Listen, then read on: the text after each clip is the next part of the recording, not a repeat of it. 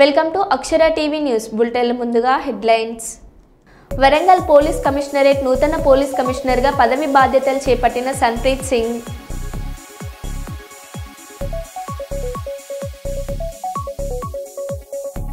ములుగు జిల్లా పర్యటనలో భాగంగా తాడ్వాయి మండలం మేడారానికి చేరుకున్న తెలంగాణ రాష్ట్ర గవర్నర్ జిష్ణుదేవ్ వర్మ.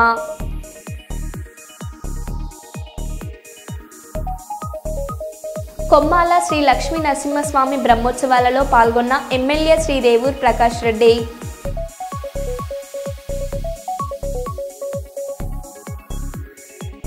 వరంగల్ జిల్లా నర్సంపేటలో హైటెన్షన్, ఇరు వర్గాల మధ్య పరస్పర రాళ్ల దాడి.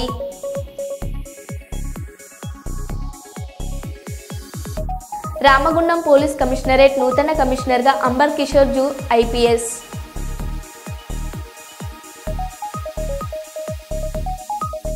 ఈవీఎం స్ట్రాంగ్ రూమ్లను తనిఖీ చేసిన కలెక్టర్.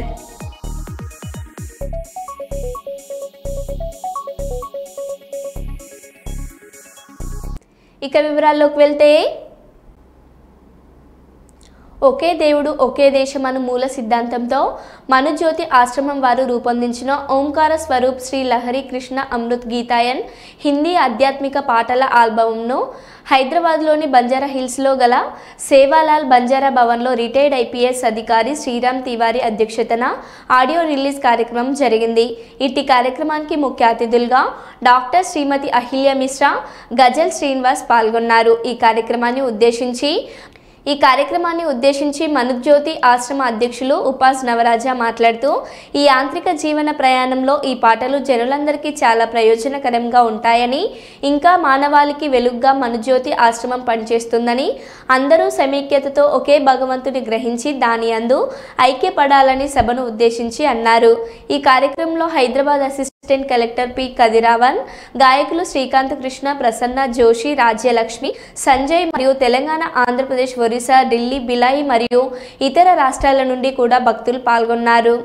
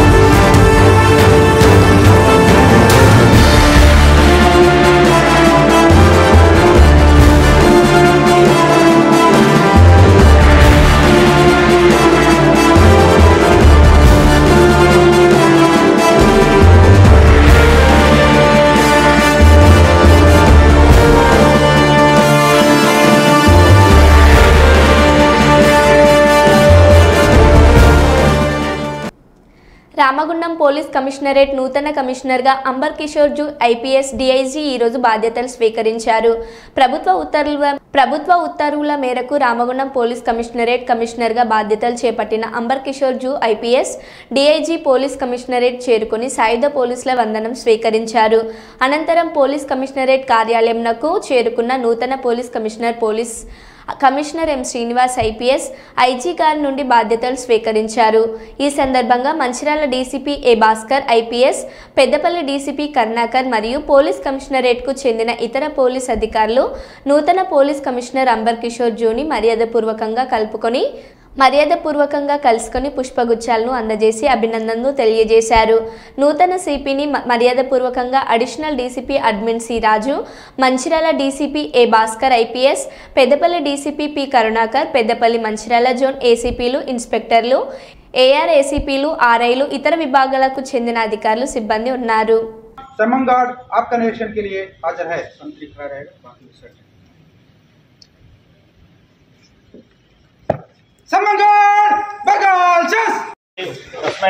ब्रह्मा च आयुष्के लक्ष्मी उपासमहे ओम सहस्रशीर्षा पुरुषः पुरुषके वेदक इदं सर्वं यद्भूतं यस्सभव्यं उदामृतस्य नातिरोहते एतैर्पुरुषः पादो स्नेहाभूत्वः तथा विश्वज्जाकमतुः शासनासनेऽपि तस्मात् विराजतायतः वर्धमानुषवायुरापितः सर्वकामार्थसिद्धयतुः पुत्रभौत्रं धनधान्यम् अस्ति भागोरथं प्रजानां भौषि माता आयुष्मन्तं करोति मां चन्द्रां लक्ष्मीमीशानां चन्द्रसूर्याग्निवर्णां महालक्ष्मीमुपास्महे धनरग्निं धनर्वायुः धनं सूर्यं धनमिन्द्रो बृहस्पति वैनतेन सोमं न खुरो धनचाः महादेवतायै नमः।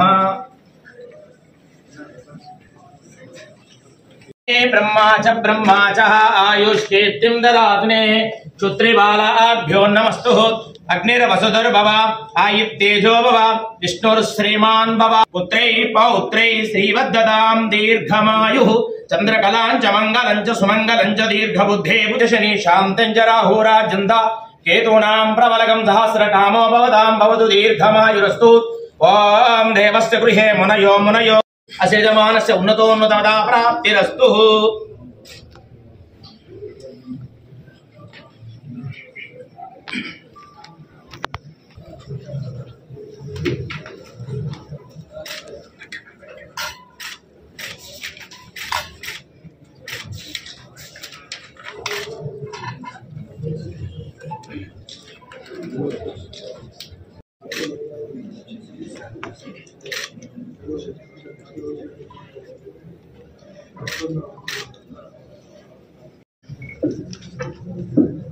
ఈరోజు నేను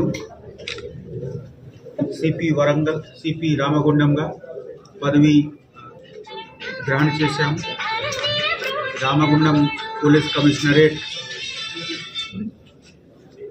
ఇప్పుడు ఉన్న అందరు ప్రజలకి నా నమస్కారం. నేను మీ మాధ్యమంతో అందరికీ రిక్వెస్ట్ చేస్తున్నాము, పోలీస్ మంచి పని చేయడానికి సిద్ధంగా ఉంది. మీ సహకారం మాకు కావాలి. మీకు ఎప్పుడు కూడా బాధ ఉంటే తప్పకుండా మా దగ్గర, మా డీసీపీ, మా ఆఫీసర్స్ దగ్గర రండి. పోలీస్ పబ్లిక్ మధ్యలో డిఫరెన్స్ లేకుండా ఒక కలిసి ఉండాలి. అదేవిధంగా మనము ఎవరు చెత్త పని చేసేవాళ్ళు, రౌడీ సీటర్స్, భూమాఫియా ఎవరు ఉంటే వాళ్ళ మీద తప్పకుండా కఠిన చర్య ఉంటుంది.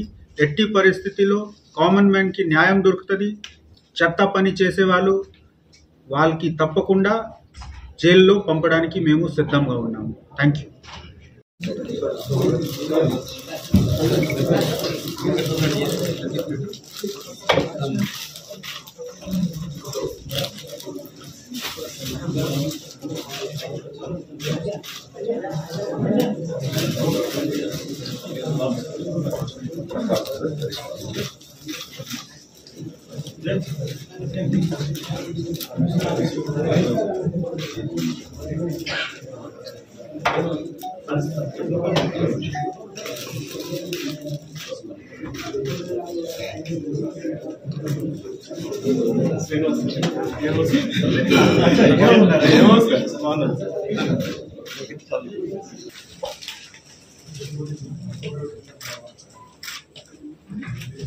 పాత పని చేసే అన్నవరం మార్చి 11 అన్నవరం శ్రీ వీర వెంకట సత్యనారాయణ స్వామి వారిని మంగళవారం నాడు Supreme Court retired judge N V Ramana తన కుటుంబం సభ్యులతో కలిసి స్వామివారిని దర్శించుకున్నారు.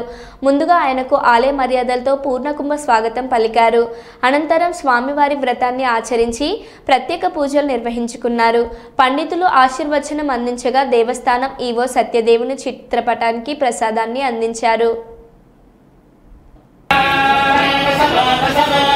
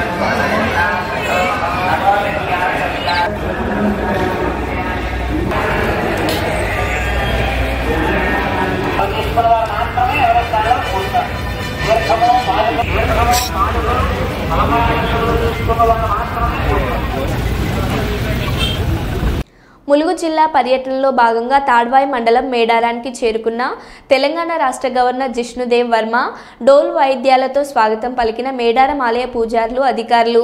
మేడారం వనదేవతలు సమ్మక్క సారలమ్మ దర్శించుకున్న తెలంగాణ రాష్ట్ర గవర్నర్ జిష్ణుదేవ్ వర్మ మేడారం వనదేవతలకు నిలువెత్తు బంగారం మొక్కులుగా చెల్లించుకున్న గవర్నర్ జిష్ణుదేవ్ వర్మ.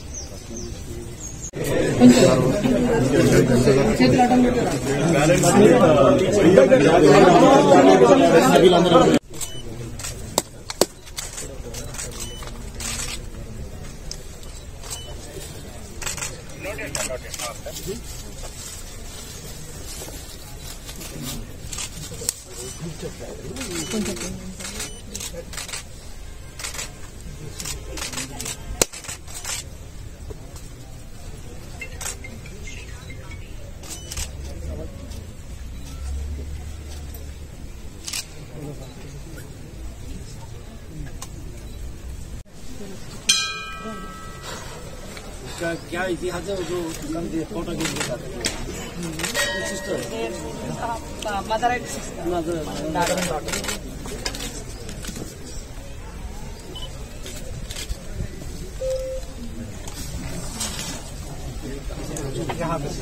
ऊपर से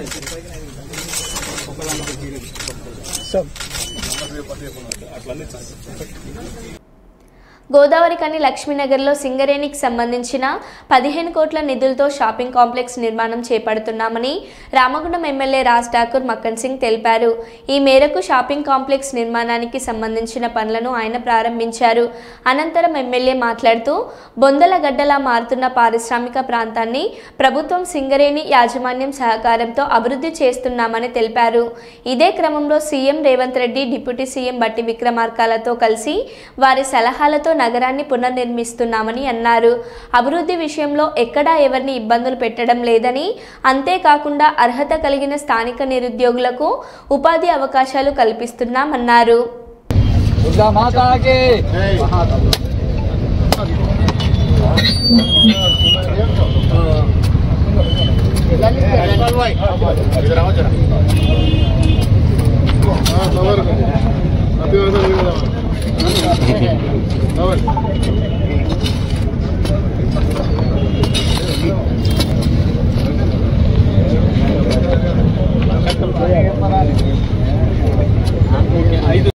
प्रिंट कराना था ना वो मॉडल। ठीक है, करा के 4 तरफ डाल दो। మీడియా మిత్రులకు నాతో పాటు భాగస్వాముల వారందరికీ కూడా హృదయపూర్వక నమస్కారం. చాలా మంది చాలా రకాలుగా ఈరోజు జరగబోయే పని గురించి చర్చలు జరిగినాయి. విధ్వంసాలన్నాయి, రకరకాలుగా ఎవరికి తోచినట్టుగా వాళ్ళు మాట్లాడారు. కానీ మేము ఎక్కడ మేము మాట్లాడిందల్లా సింగరేణికి సంబంధించిన డిపార్ట్మెంటల్ క్వార్టర్స్ దగ్గర ఎప్పుడో నిర్మాణం చేయాల్సినటువంటి వ్యవస్థ చేయలేకపోయింది. ఈసారి చేపించాలి. సింగరేణి నగరాలు బొగ్గు అయిపోతా ఉంటే ఆ నగరాలను వదిలిపెట్టి పాడుపడ్డ ఊర్లుగా మార్చొద్దు, పొందలగడ్డలుగా మార్చొద్దు అనే ఒక నినాదాన్ని తీసుకొని మా ఆలోచనను రాష్ట్ర ముఖ్యమంత్రి రేవంత్ రెడ్డి గారికి, దీని శాఖ మంత్రులు బట్టి విక్రమార్క గారు, డిప్యూటీ చీఫ్ మినిస్టర్ గారికి, మా అందరి సుపరిచిత నాయకులు, మన అందరి ప్రియతమ నాయకులు శ్రీధర్ బాబు గారి సహకారంతో ప్రత్యేకంగా ఈ నగరానికి పునర్నిర్మాణం చేపట్టాలి, ఖచ్చితంగా అభివృద్ధి చేయాలనే సంకల్పంతో ఇవాళ సీఎండీ గారిని, ఇక్కడ ఉన్నటువంటి జీఎంల అధికారులతో సహకారంతో కేవలం సింగరేణికి సంబంధించిన క్వార్టర్స్ కోర్టు కూడా తీర్పునిచ్చి, ఇది సింగరేణికి సంబంధించిన వారు అభివృద్ధి చేస్తున్నారు కదా, మీరు సహకరించేటువంటి తీర్పునిస్తే ఆ అధికారులు పూర్తి స్థాయిలో సహకరించి ఇప్పటి వరకు అన్ని కూడా సమూలంగా ఎవరికి ఇబ్బంది కలగకుండా పీస్ఫుల్ గా తొలగించి ఇక్కడ కార్యక్రమం చేపట్టాలని, కన్స్ట్రక్షన్ చేయడానికి ఈ రోజు పని ప్రారంభించడం జరిగింది. ఇది ఒక శుభ పరిణామం. ఎవరెవరైతే రాజకీయాల గురించి మాట్లాడినటువంటి వాళ్ళు ఉన్నారో, చిరు వ్యాపారులు అన్నారు, ఏ రోజు చిరు వ్యాపార జోలికి పోలేదు కదా, ఆ చిరు వ్యాపారులకు భరోసా ఇచ్చినాం. 30 ఏళ్లుగా చిన్న షట్టర్ మూడ ఉన్న నీకు ఒక షట్టర్ ఇస్తామని చెప్పి మాట ఇచ్చినటువంటి మాటలు మేము నిజం చేసే రోజులు దగ్గరగా ఉన్నాయనే విషయాన్ని చెప్తా ఉన్నాం. ఏ ఒక్క చిరు వ్యాపారాన్ని తీసుకోలేదు. సింగరేణి భూముల్లో అక్రమంగా నిర్మించినటువంటి వాటిని మాత్రమే తీయడం జరిగింది. ఈరోజు దానికి పూర్తి విశ్వాసంతో ఆలోచనకున్నటువంటి ఆలోచనను ఇవాళ డైరెక్ట్ గా పనిచేసే కార్యక్రమానికి శ్రీకారం చుట్టడం, నేను సింగరేణి యజమానికి శుభాకాంక్షలు తెలుపుతున్నా. ఇన్ని రోజులు సహకరించినటువంటి మీడియా మిత్రులకు శుభాకాంక్షలు, ధన్యవాదాలు తెలియజేస్తా ఉన్నా. దాంతోపాటు ఎవరెవరైతే కొంతమంది క్వార్టర్స్ లో ఉన్నారో ముందుగా బాధపడ్డా కూడా తర్వాత ఇది మన మంచికే జరుగుతుందని ఆలోచనతో సహకరించిన ప్రతి ఒక్కరికి కూడా ధన్యవాదాలు. ఇది అద్భుతంగా 15 కోట్లతో ఈరోజు ప్రారంభమవుతా ఉంది. నాకు పూర్తి విశ్వాసం ఉంది. అవసరం అనుకుంటే ఇంకా కాంచం ధనాన్ని ఏర్పాటు చేసి, నిధులను ఏర్పాటు చేసి, సరిపోని విధులు ఉంటే ఖచ్చితంగా అవన్నీ కూడా పూర్తి చేస్తాం. కాంట్రాక్టర్ 6 నెలలు అంటా ఉన్నారు. నేను 8 నెలల సమయంలో పూర్తి చేసి ఇక్కడ కొత్త దుకాణాలను చూడబోతామన్న విషయాన్ని మీ అందరికీ తెలియజేస్తా ఉన్నాను. వారు ఒక డిజైన్ చేసినారు.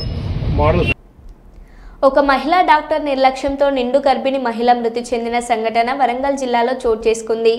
వరంగల్ ఎంజిఎం హాస్పిటల్ ఎదురుగా క్యూర్వెల్ హాస్పిటల్లో డాక్టర్ వద్యరాజు హేమ నిర్లక్ష్యంతో వేలేరు మండలం పీసర గ్రామానికి చెందిన ప్రవళిక మృతి చెందిందని కుటుంబ సభ్యులు ఆసుపత్రి ముందు ఆందోళన చేపట్టారు. మృతి చెందిన మహిళ భర్త మాట్లాడుతూ, నా భార్య మృతికి డాక్టర్ల నిర్లక్ష్యమే కారణమని, మా కుటుంబానికి న్యాయం చేయాలని కోరారు. మా అనుమతి లేకుండా వేరే ఆసుపత్రికి తరలించి చికిత్స అందించే సమయంలో తాను మరణించినట్లు పేర్కొన్నారు. ఈ సంఘటన స్థలానికి చేరుకున్న పోలీసులు కుటుంబ సభ్యులను నచ్చజెప్పే ప్రయత్నం చేశారు.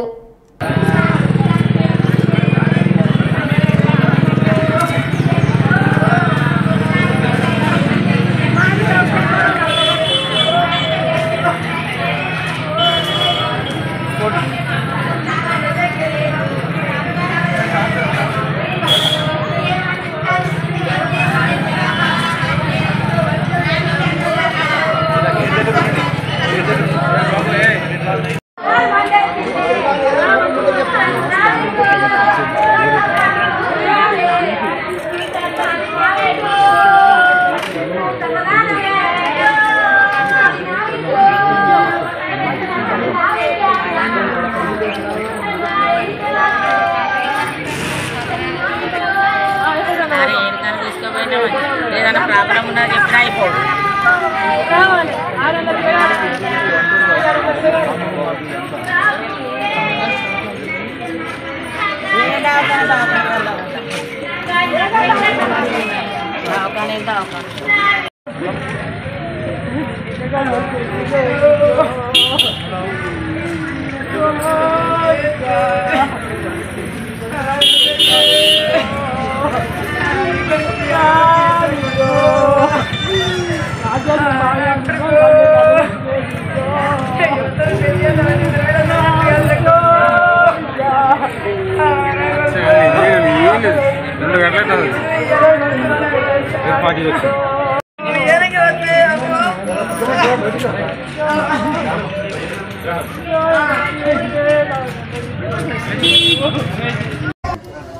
మాది పీసర గ్రామం అండి. మా వైఫ్ వాళ్ళది గౌచర్ల.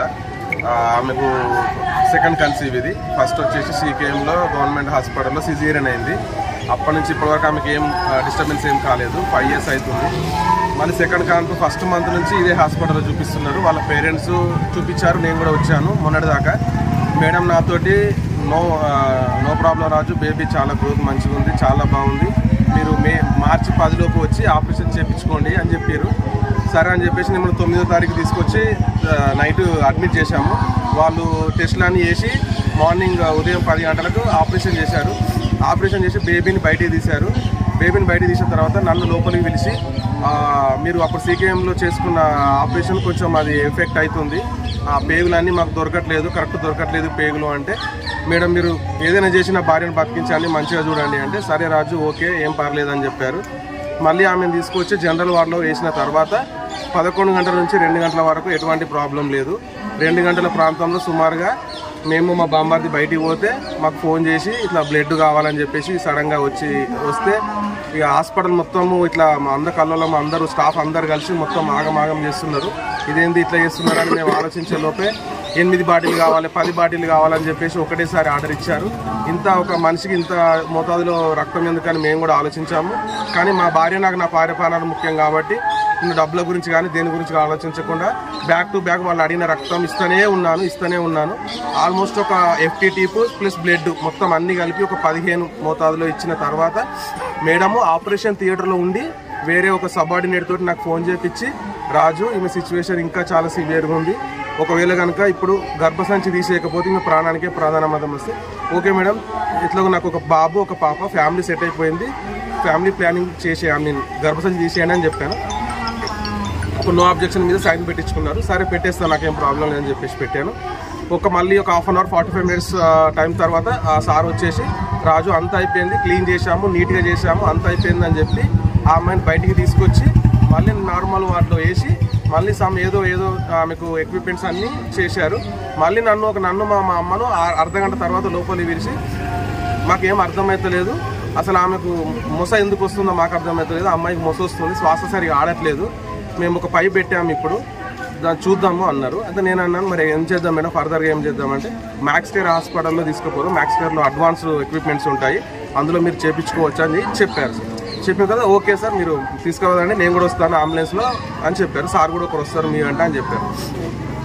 ఒక 10 నిమిషాల టైంలో ఆ అమ్మాయికి పెద్ద గ్యాస్ సిలిండర్లు ఆమెను ఆక్సిజన్ అందించే ఎక్విప్మెంట్స్ అన్నీ పెట్టుకొని ఆమెను ఆగమాగం తీసుకొచ్చి మా పర్మిషన్ లేకుండా మేము ఎక్కుతామన్నా కూడా మా మాట వినకుండా ఆ అమ్మాయిని అంబులెన్స్లో ఎక్కించి మ్యాక్స్ కేర్ వెళ్ళారు. నేను వెనక వెళ్ళే వరకు ఆ అమ్మాయిని ఎమర్జెన్సీ వార్డులో వేసేసి CPR చేస్తున్నారు. ఆ అమ్మాయికి ఒక 10 నిమిషాలు ఇక్కడ సార్ ఉన్నారు, ఇక్కడ వచ్చిన సార్ ఉండి మన స్టాఫే చాలా మంచిగా చూస్తారు, ట్రీట్మెంట్ చేస్తారు, అమ్మాయి గుండె మళ్ళీ రన్ అవుతుంది అని చెప్పారు. ఒక 10 నిమిషాల గ్యాప్లో వాళ్ళు వెళ్ళిపోయారు. ఇక నాకు ఎవరు ఇక్కడ కనిపించలేదు. ఆ ఉన్న సార్ వచ్చేసి మ్యాక్స్ కేర్ హెడ్ వచ్చేసి, Raju sorry to say this 0.11% chance ఉన్నది, అది కూడా మేము పోరాడుతున్నాము, ఆ అమ్మాయి గుండె నాకు తెలిసి హాస్పిటల్లోనే ఆగి ఉండాలి, మధ్యలో వచ్చే టైంలో ఎక్కడో ఆగి ఉండాలి, కానీ ట్రై చేస్తున్నామని చెప్పి ఒక 20 to 40 minutes CPR చేశారు.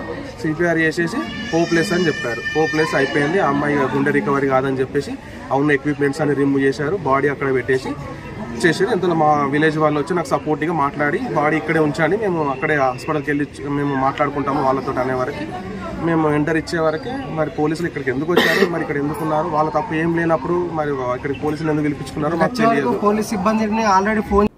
మరో బులెటిన్లో మళ్ళీ కలుద్దాం. Stay tune.